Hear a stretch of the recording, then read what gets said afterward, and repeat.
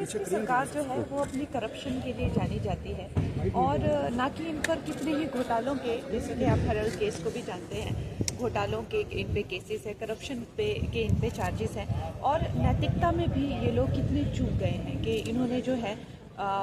बिना अपने कागज़ बिना नागरिकता हुए के बिना वोट डाला। तो कांग्रेस जो पार्टी, आप ये सोच सकते हैं कि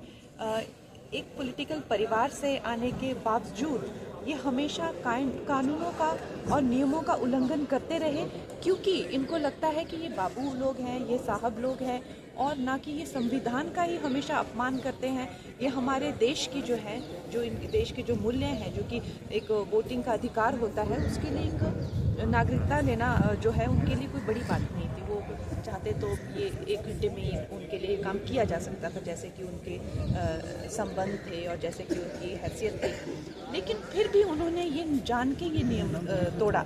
इससे ये पता चलता है कि वो हमेशा ही